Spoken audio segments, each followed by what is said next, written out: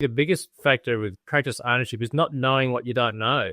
Superficially, it sounds like it's an easy thing to do. It's an asset you're acquiring. It just looks after itself. But I think GP practice ownership is quite a unique beast. When you dig below the surface, all the layers of complexity there with compliance and practice management stuff, accreditation, it's all the stuff that you don't really have any concept of as when you're working as a self-employed GP.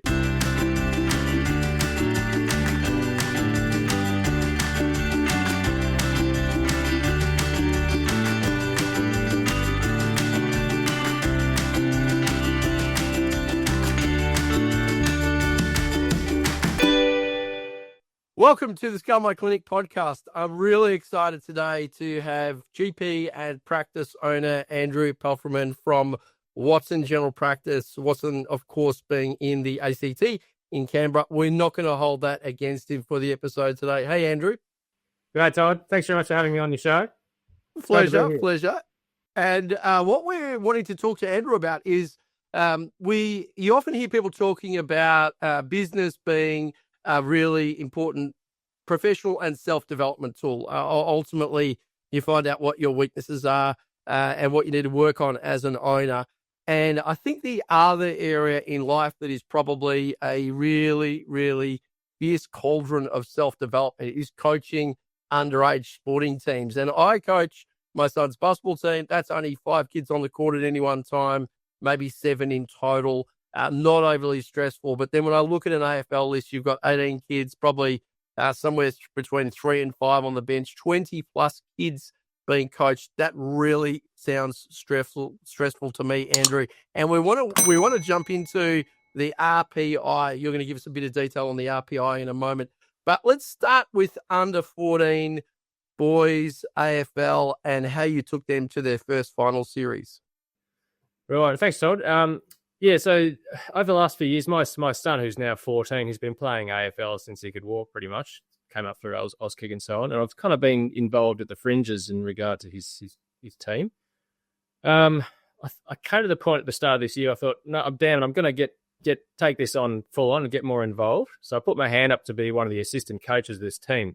So there ended up being 2 of us coaches. I can't take all the credit. And yeah, we had quite a big squad, but I think there was 29 on our list. So we're running a big bench every week, usually just 7 or 8 kids on the bench. It was a mixed team, so girls and boys. You only had 1 or 2 girls, though, throughout the year. And it is the last year that boys and girls can play together at AFL. So I guess my experience in general practice, I thought, well, how can I apply that to a sporting team? And you and I are big Richmond fans and certainly followed that over the years, and I've read a bit around those sorts of high performance metrics. What's a good approach to take to try and get the best out of your team? So I thought, how can I apply that to my son's AFL team? Also relevant to this is the presence of my mother-in-law, Ril. She's always been very involved and was keen to get involved with the team this year. So I thought, well, how can I give her some sort of role which would actually be quite beneficial to the team? So earlier in the year, I came up with this idea called the Rilmar Pressure Index, is what it became known as. So she would be there studiously sitting on the sidelines every week on a deck chair and a clipboard, entrusted with the job of count. I don't know if the audience knows much about AFL, but there's a rule there if you are able to lay a clean tackle on your opponent who has the ball, you can actually gain possession of that ball. Get a free kick out of it. So, and it's something that all the AFL teams will do at a higher level, lots and lots of measures of things to give them on constant feedback on how they're performing. So the Rilmar Pressure Index wanted to keep it very straightforward and simple. All it was a measure of the tackles laid by our players on the opposition and the number of those tackles that then led to a free kick to us. So a successful conversion of the ball. So, and every quarter, I would run over to her, grab the updated number, run back to the team in the huddle, and on the whiteboard have it all written up there with the running score and the Rilmar Pressure Index. And I found that actually over the course of the weekly rounds, it actually became really a very useful tool to give the team instant feedback on how well they were applying themselves in that quarter. There was 2 numbers. There was the total number of tackles late, and then the successful frees as a result. And we got an idea what was a good level of pressure that we were applying, how hard we were going after the ball. Normally, I think our PB was about 35 in one quarter, which was really great. We knew we were slacking off a bit if it was dropping into the teens or the low 20s. So we're always trying to strive for that mid to high 20s pressure index level. So a little bit of a different metric, of course, from general practice. We run dashboards and stuff here to try and give us an idea of running performance. There was quite an interesting translation of that, the work that I do on a daily basis to the weekends as well. Let's hold on that for a moment, because I want to pull apart two things there. The first thing is, those of you that are on Facebook, I strongly recommend that you follow Andrew for the post-match review, because not only do you get to see the RPI, the board, but you'll also get to see his post-match review, and it's a really good and effective way of giving a shout out to most of the kids, just highlighting some kind of an act that they performed from the day, including, how seriously they've adjusted the pre-game music from what was the Foo Fighters to the Rocky. The other coach Greenard insisted on in the final. He insisted that the Rocky music had put on. Of course, the boys had never heard of this. Well, it's good to test it. Just to see the control arm doesn't work on young people who have never been exposed before. That's really what we're trying to test. Well, he came away incredibly pumped from it. So I like that. Now, there's two books that I think, if anyone's listening and thinking, Joe, I want to understand more about metrics, there's two books that we use in Project X, and I know you've had at least a cursory look through. One, The 4 Disciplines of Execution, which is by Chris McChesney, Sean Covey, and Kim Hooling. And the other is Measure What Matters by John Doerr. These are both great books to understand metrics. And I wanted to hang on the metric you used there, because it's a really nice illustration of a lead and a lag metric. In order to get the free kick, you have to tackle. And so, you might try some other methods to get it, but, generally speaking, tackling is the most reliable activity that you can undertake to get the free kick. And so you've actually got a really nice paired metric there with a lead activity, tackles, and the lag measure, the outcome that we're after, is the free kicks. And so you've done that beautifully and just had it's actually one single metric, because the two things are paired. And the kids obviously like it. The thing is that they won't have any way of measuring this out there. They might have an understanding of, the amount of pressure and how much they're upsetting the other team. Most kids that are playing will be focused on the scoreboard, and that's the only metric they're looking at. That doesn't help the kids in the back line or even the midfield that much. It maybe helps the forwards to understand their job. And so this is a really important way of getting the team aligned and motivated behind. Before we move to general practice, I just want to give out a shout out to a fellow Tigers supporter. A lot of suffering, and then 2017, that all came good. Obviously an inspiration for you in taking the reins as coach, and the style of play there. Maybe speak to that. Yeah, certainly. I hadn't thought of the RPI in such academic terms, but I can see where it applies. I certainly read a few books around Richmond's rise to success. Well, they're business books, I think, too, Andrew. Yeah. Things like the Triple H, the heroes, hardships, and highlights approach that was taken early on in those formative years. That's something I'm thinking about next year when I do undertake the role again. I think I may be actually stepping into more of a lead coach role next year. I was more sort of a stats man, running the bench, moving the magnets, that sort of stuff. But I think I'll be sort of in the hot seat more next year. How do we actually take that further and look at other measures that might be useful, and also just that critical component of how do you get your team gelling? The heroes, hardships, and highlights approach that's not just unique to Richmond. That idea of getting players to connect and bond on something, getting to know each other at a deeper level, and that's certainly something in general practice that I think is extremely relevant. We run what I feel like expressing whistle sessions at the start of every meeting, and those sorts of opportunities for individuals to get things off their chest and get to know their team members better, I think is fantastic for building your team harmony and just getting that common approach. Yeah, I think traditionally in healthcare, we aren't really good with vulnerability. We often have people that kind of come in, do their work and go home and don't necessarily share a lot of themselves. And so, if you look at Lencioni's pyramid, trust is the foundation for high performance of any team. And Brené Brown would obviously agree with that it's all around. And as the leader, people only share to the degree of vulnerability of the leader. And so I think if you're finding that those things are going well, then that comes back to your role as leader. And maybe let's jump into that, Andrew. I'd like to talk about your pre-ownership in a little bit, but you came into ownership, you sort of received the call up to do Saturdays in 2017. And then you got the call to say, hey, listen, could you take the practice over in 2018? Can you talk to us a little bit about what was on your mind at that time, what you were thinking, and exactly how that transition from past owner to you went? Yeah, I remember quite distinctly the excitement, I suppose, when the opportunity came up. It was a serendipitous situation. Sad, of course, because I came to work here on the Saturday roster at a practice that its previous owner became unwell quite quickly.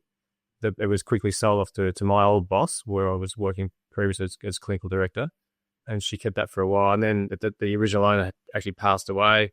He died, and my previous boss had a couple of practices on the books and came to me and said, "Look, I'm trying to simplify my life a bit. Are you interested in buying this practice?"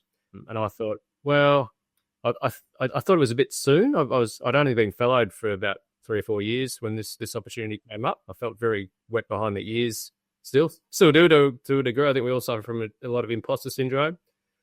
And I thought, well, okay, it's an opportunity here. I think I'd be nuts to pass it up. So it was kind of a snap decision. It wasn't a stranded asset by any means. There was certainly opportunities for this practice to go to market. But I think the previous owner, or the interim owner, was very keen to not see it fall into go to a corporate. And I guess I was certainly in accordance with that idea as well. So we bit the bullet. I did come from a previous lifetime as a public servant for 5 years here in Canberra. So I had a bit of economic experience as well in health economics, tax policy, all sorts of things from my work in the Treasury Department here in Canberra.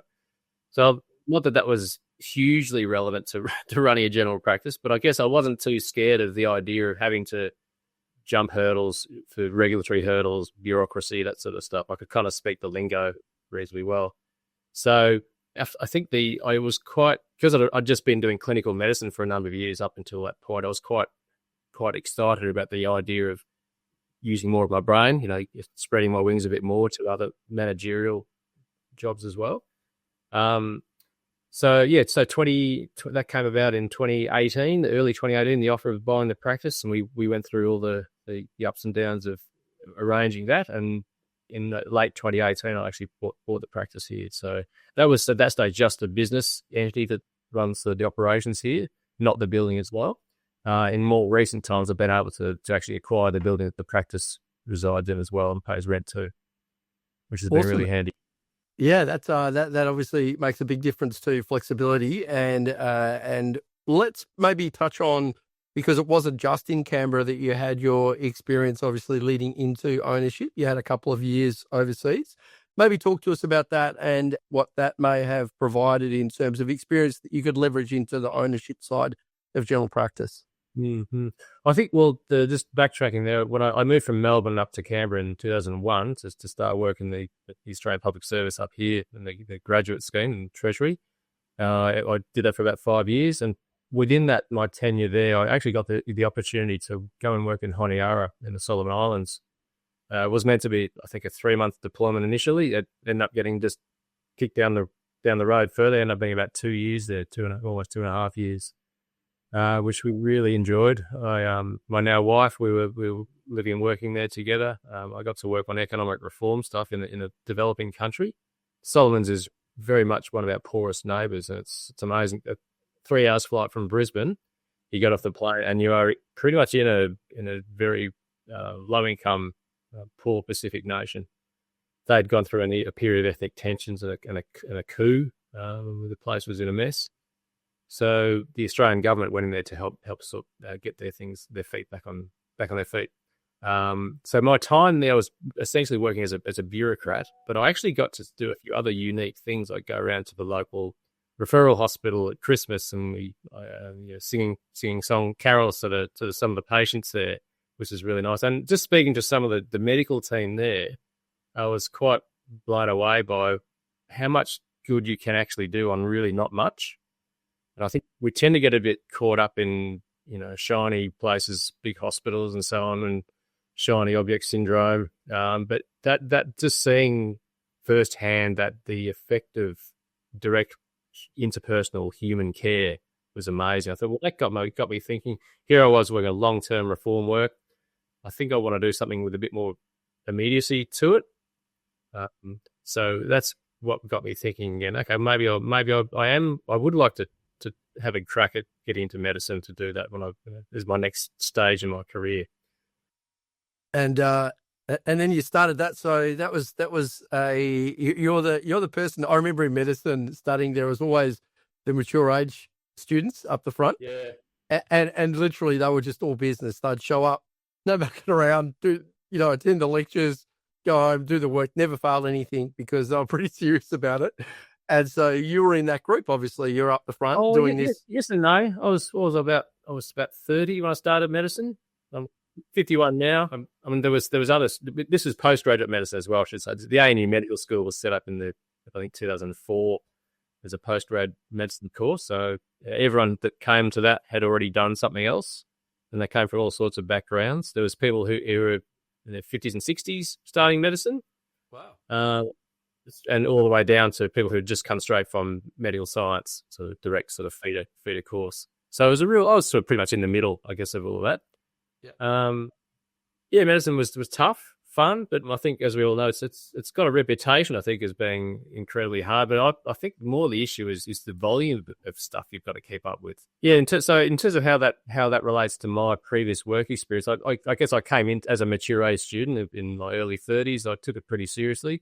I had to be pretty organised because we had our first child when I was in second year medicine. So juggling a young baby with all of that, with the lectures and then the clinical placement stuff was pretty tough. What else is there? So, and I think I was quite interested in having come from this policy background, just to sort of see how do things tick in the health system, how do incentives, rebates, this sort of stuff. How does it affect behaviour, both on the part of practitioners and also our patients? There's a lot of talk now about Medicare reform and upcoming changes from the 1st of November and so on. So I think there's clearly a move that the government wants to squeeze general practice, dropping things like mental health item numbers and so on. It's quite tough for those of us who do a bit of work at the margin. So I have quite a patient base that does deal with addiction issues, mental health, and for economic sustainability, we've had to rely on a degree of things like co-billing to adequately reflect the time that we spend with these patients. So when that's out the window, that's going to raise a whole number of other challenges, I think. Absolutely. And disproportionately impacts both patients and doctors that have complex and care for people with complex issues. Probably impacts the women in general practice more greatly than it does the men. Both as patients and as practitioners as well. Let's get in our time machine and go back to 2018 again before we go down a political pathway that we may not recover from. Yeah, that's my regret. If we go back to 2018 and the opportunities presented to you, I'm really curious about what was in your head as to what you thought needed to, be working well in the practice, i.e. what were your priorities? And then after you bought, what was the reality? What was different to what you expected it as an owner? Well, first and foremost, of course, I didn't want to take on a lemon, a laying, a dying duck, and and it certainly was the numbers I was given prior to taking it over were encouraging. It was turning a small profit, so that was, I guess, the fundamentals were already there. I had the benefit of buying a practice that's long established. It's been here for since the late 70s. Moved into the current place in the mid 80s, so it's got a good strong base there, patient base and so on. So those fundamentals were already there. I didn't really need to do too much in terms of expansion or do I need to change some big strategic direction of the place. It was already ticking over quite well. There were other pressures where, I guess, staff turnover. I think turnover. That was a big factor. There'd been a bit of a revolving door of GPs in the early years. So that was something I thought, well, I'm going to have to really try and arrest that. Need to get a consistent team, both on the doctor front as well as administration staff as well. I think that may have been a function of just the relative chaos, having an owner that was unwell at the time and subsequently died. I think there was a bit of deserting a sinking ship sort of concept. Yeah. Much a bit of fear there that the place was on shaky ground. Yeah, and I think quite reasonably, a lot of people just want certainty, and if they're not getting it there, they'll go somewhere else. And I guess one of the big appealing features for me was that I live literally 3 miles down the road. I can, often run here with the dog on the weekend, just here and back. It's just for fun, and having that proximity to your workplace. Yes, it can have its downsides, of course, but I think for me, I think having grown up in Melbourne, transit times to and from work, I used to spend half an hour driving to work in Melbourne. Just taking that out of the equation was a big plus. Having that closeness to work, I can get here in 5 or 10 minutes in the car. Yeah, pretty easily gives you back a day a week of a time to reinvest in work or leisure time or whatever else you might want to invest that in. It's just scary though, the amount of time that you lose if you to tally it up over a year or a lifetime. So that was my priority, I suppose, was just to try and come in, get to know people, really get established where they're at in terms of their career goals and so on. We did formulate some practice goals fairly on in the situation as well. I wanted to make sure that we're all singing off the same song page. We had some discussions about what are the values that drive us at Watson, and that's now printed on our letterhead and elsewhere. So yeah, over time I found that by just having that consolidation of values and a common approach to things was really useful to get people, give them that assurance that we're a serious operation. We're not going anywhere, and it actually leads me into the next phase I'm now looking at doing, which is a bit more of a growth phase. Look to do some extensions and renovations in the next little while.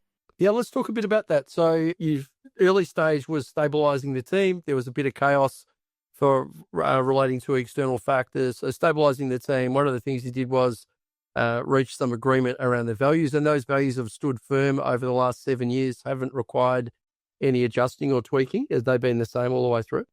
Yeah, that's right. I mean, I guess I'll be honest, they were primarily driven by me, my personal values, but I tried to make sure that everyone had buy-in and at least sort of a tacit agreement with them. But there was a little thing called COVID that came in there as well along the way. So that was certainly a challenge in the early years. I've read about COVID. Tell me how. Share a bit about how you managed, because general practice was kind of not especially well treated, right? It was the government said yes, general practice is very important. Here's a bunch of blue masks and rubbish bags that you can repurpose to use as PPE. And good luck. That was kind of, and those things arrived about 6 months into the pandemic. In my case, I'm not sure what it was in your case, but I'm really keen to hear how did you manage through that in general practice? Wasn't a fun time. Yeah, well, it was. Well, I think I'm quite proud of the fact that we were the first practice in Canberra to pivot into 100% telehealth.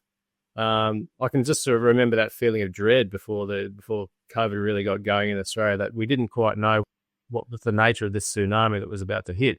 Would we go the way of Italy or somewhere where there would be people just dropping like flies? So we took the decision to grow to 100% telehealth medicine. That was a terrific change, I think, that came with the pandemic. There's a silver lining to it. It did mean we locked down the premises. The room I'm in now, our treatment room, became just another office.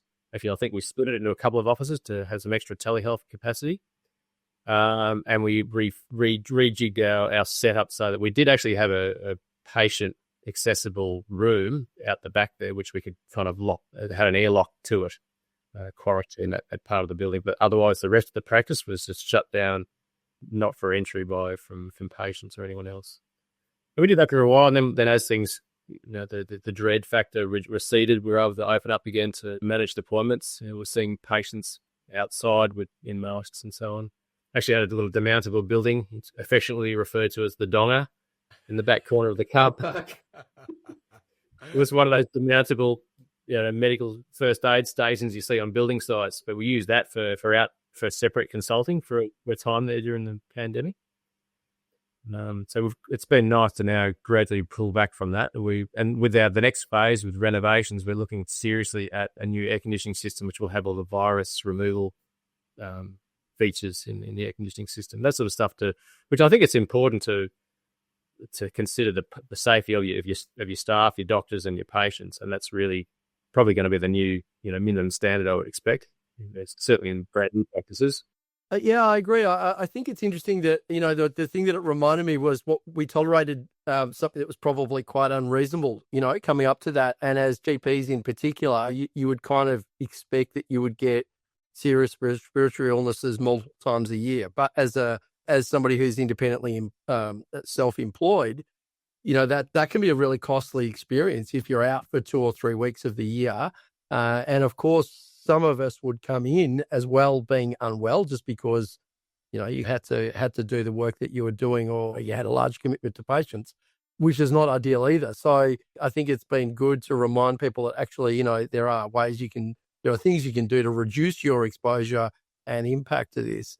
That change that you made in the early days, Andrew, must have set you out as a leader when it became clear that was the right call. When did it become clear it was the right call? As in COVID, that must have set you out as a leader. Of course, leadership is tough, right? Early on when you make the call, you don't know if you're right. And it turned out that was the right call. I'm really curious as to what impact that had in the practice in terms of with your colleagues, other GPs, your staff, what happened at the time, and then your reputation that stemmed from that.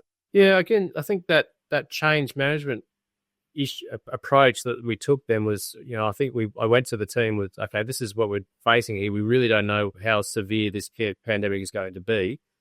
There's a significant risk here that if we have one unwell infectious patient come in, we could all get taken out. So, just putting the logical case to them to get buy-in and understanding of why I think this is a reasonable thing to do. And, as I said, the government did a very positive move there with the introduction of telehealth item numbers. So we had this opportunity there, I think, to continue to provide care to our local community and significantly reduce the risk of us as a practice getting taken out. Sure, there was always that residual risk of, you go to the shops, you get COVID when you're out and about outside work, but at least we wanted to make sure that the workplace itself was a relatively safe situation, and also enable doctors to continue to see patients and have some sort of income. Otherwise we could potentially fall off the cliff. So that was the approach. It's just trying to get buy-in on that, the rationale behind it all. Yeah. Well done through that. It feels like a lifetime ago now. Let's jump to current day.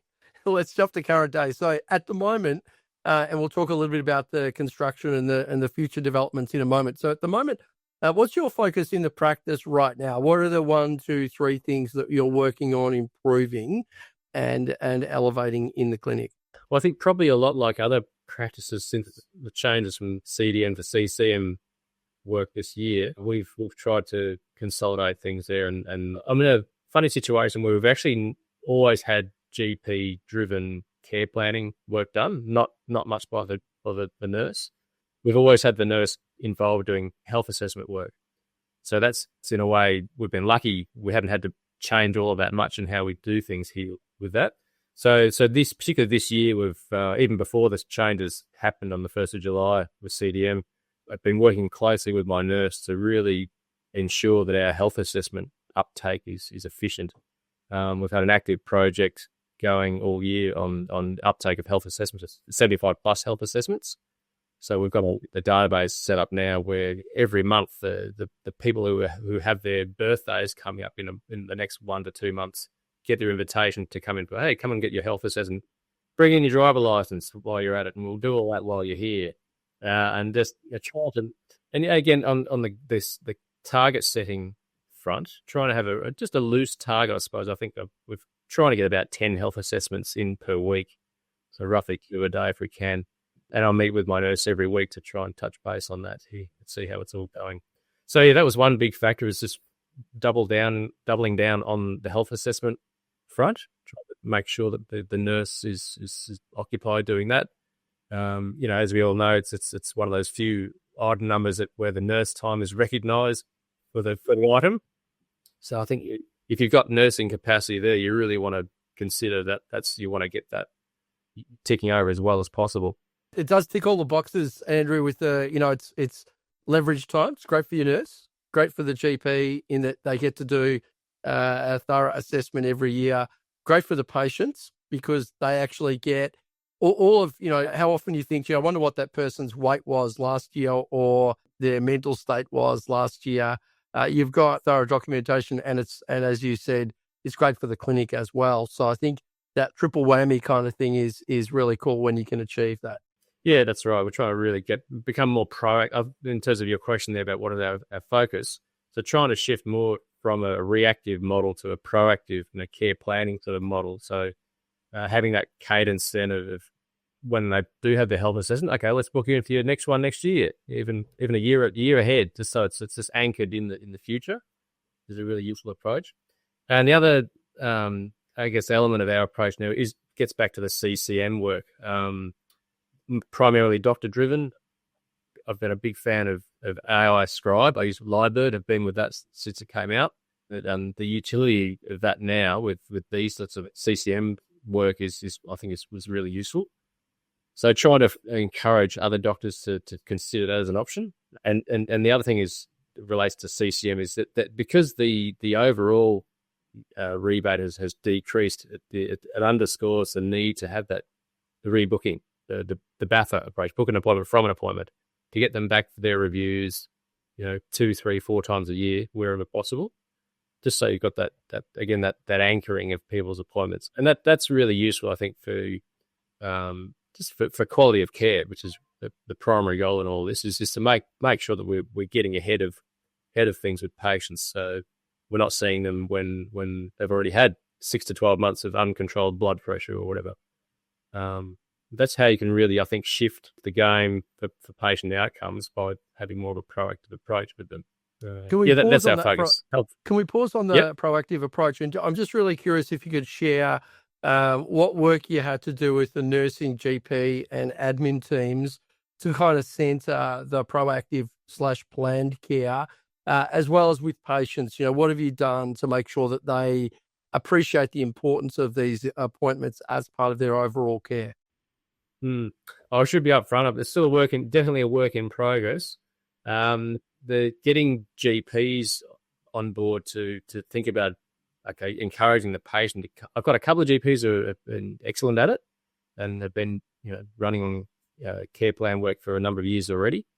They've already got that regular cadence set up with their patients.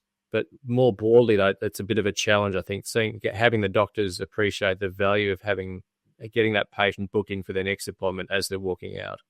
So in terms of a system, my practice manager is terrific on this sort of stuff. She works closely with the reception team too, and they've got their various their scripts, I suppose, the standard operating procedures for encouraging patients to book in for that return visit. With the health assessment work that the nurse is driving, she's excellent. She actually came from reception to nursing. So she was a nurse, but worked on reception initially. We've got a double benefit there, which is a double weapon. If we need her, we can put her back in reception in an emergency. But she will basically book the patient in for their next health assessment at the end of the session she's just done with them. So you just want to try and automate it, really. Just take the thought process out of it. Just make it over time, I think, as patients understand that. And, yes, you do need to sell the point of why you want them to rebook for whatever the time interval is.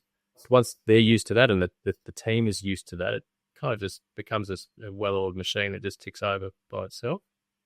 So that's what we're working towards. That's the normative approach. There's still a few glitches here and there. Maybe the doctor just hasn't ran out of time, forgotten to say, make sure you book in the front desk for your next appointment in 3 months. So still tackling with how do we get to increase our uptake of that. That'll be a metric, I think, to look at. I think there's a metric coming here, Andrew. I can feel the preventative care pressure index potentially being developed here, and I've got some work for you this week in Project X that's going to be useful for the question around that. Let's talk about property acquisition. So you now own the property that the practice runs out of. What's next for you? So we talked about what you're up to now. If I went ahead, say 18 months, 2 years, maybe 3 years, what do you think you're going to change in the next 2-3 years? Yeah, so I guess I've only got a small practice. We've only got 4 rooms plus a treatment room, so we're innately limited there. Well, the bums on seats. We can only have 4 GPs on at any one time. There's 10 of us GPs on the books. So it's a real game of Tetris trying to coordinate the room utilisation. So, and despite it sounds impressive, there's a good number of GPs on the list, but everyone has a number of other roles. They've got kids, all that sort of stuff. So we're still yet to get to that 4 FTE situation. We're running about 3.5 FTE these days, which is for us has been really good for the last little while. So the plan with our extensions is to add on an additional 2 rooms. So there's that immediate increase in capacity there. We'll have some office admins space as well. I feel so sorry for my practice manager. She currently sits in the corner of the tea room in a little sort of bunkered off corner office. So I don't know how she gets anything done because constant interruptions and all that. So we'll finally have a proper dedicated separate office space. And also in terms of increasing capacity, we don't want consultation rooms necessarily taken up by too much telehealth. So part of the refit will be to have at least 1, possibly 2 dedicated telehealth offices for doctors to do telehealth work if they want. So we'll try and deliberately separate telehealth from face-to-face work in the consult rooms. So I'm hoping we'll go up to maybe 6, maybe 7 FTE as a result of all that. So it's almost a doubling. Excellent. That's really exciting. What time frame can we expect the? Well, that's been my biggest headache in the last year or so has been just trying to get this whole thing up and running. Just as of last week, I finally got got note from the certifier that we've got building approval. The buildings needs to do 1 or 2 more forms, then we'll actually get the commencement certificate. So hoping to kick off in the next month or so. That's exciting. That's we'll lucky we got this. Off. 3 or 4 months of chaos. I was going to say, if we had done this in a couple of months' time, you might be covered in sawdust at the moment. So I'm glad that we chose our timing appropriately. That's fantastic, and that's obviously a great development for you as an owner and GP in the practice, and also being able to serve the community in a much bigger way is really cool as well. Excellent work. Now, I'd like to get back to some advice. So, in terms of, say there's somebody listening, well, there's going to be 2 types of people listening to this. There's existing practice owners and potential future practice owners. If somebody's in Watson and they're looking for a job as a GP or a role, they're not jobs, they're not employees, but if they're looking to join an awesome practice that's recently expanded and has a new place for a practice manager, then they should hit you up. Your details will be in the notes below. If it's either them or somebody they know, that would be great. The other thing I'd like you to speak to is if somebody's thinking, I might get into practice ownership, or maybe they've just purchased a practice, maybe they've just taken one on. What do you think are the first 2 or 3 things that they should be thinking about getting into, having now been an owner for sort of around about 7 to 8 years now? Yeah, I think the biggest factor with practice ownership is not knowing what you don't know. And, I feel blessed that I've found scale of my clinic early on in my journey there soon after buying the practice. I think it's quite superficially, it sounds like it's an easy thing to do.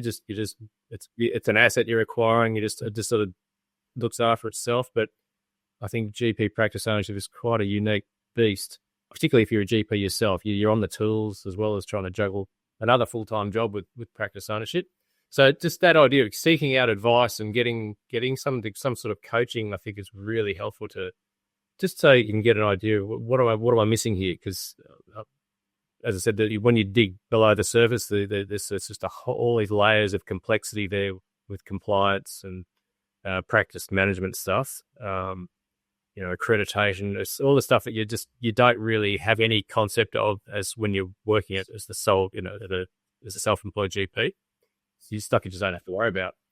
So it's certainly, I would say it's rewarding because it does expand your mind. You can get to know a lot more about the health system and how it all ticks. Obviously, we would like to see more GP practice owners. I think it's sad that it's become a very attractive investment ground for non-medical people. The investment banks and so on. So it'd be nice to see some of the power remain with the GPs who are doing the work. So I think that's my main thing is I think just go into it and don't kid yourself that it's going to be an easy run because it's not. But it's the same in any sector as well. We are blessed with working in an industry that's like hairdressers. That people will always need healthcare. People will always have a haircut. Well, you're lucky you're doing this with me and not Sachin because that may have less impact if you're doing this with Sachin. Now we need to transition to a really important matter.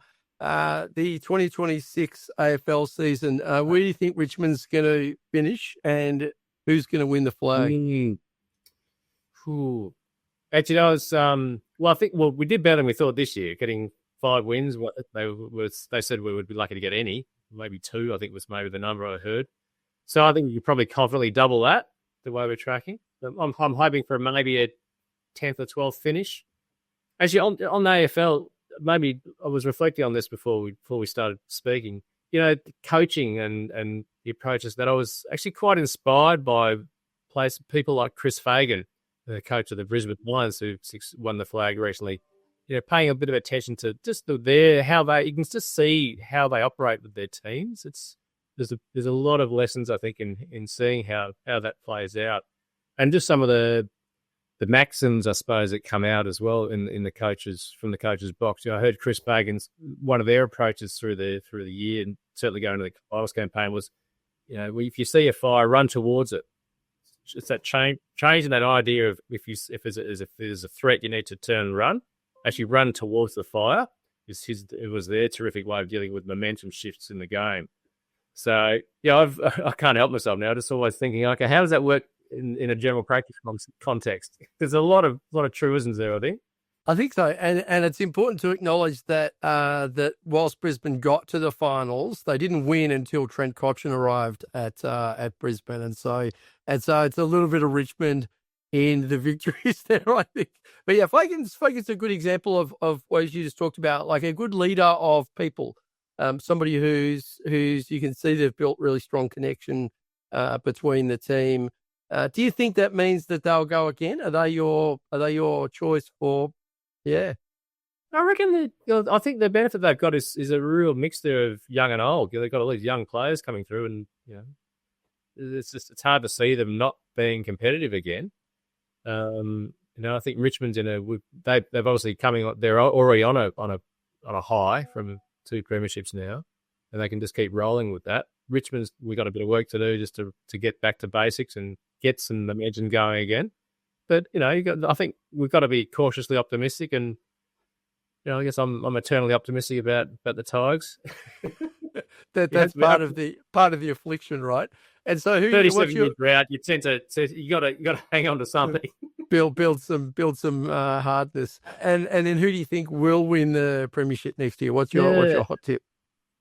Well, I think probably Brisbane might go again. I think from what I can see, the team that they've got now is as good as the team they had 20 years ago that got the 3. So, like I said, I think it's really a game of confidence and momentum. So, if they can just keep that going, I reckon they'll be pretty hot property. Now, you need to make sure that your mother-in-law is not poached by any of the AFL teams because she's obviously doing some great work. No, she's on a strict contract. Non-compete clause. Well, Andrew, it's been a pleasure. I'm really grateful for your time and wisdom. Good luck with the future of Watson General Practice and all the best with the expansion. Thank you. Thanks, right. Thanks for your time.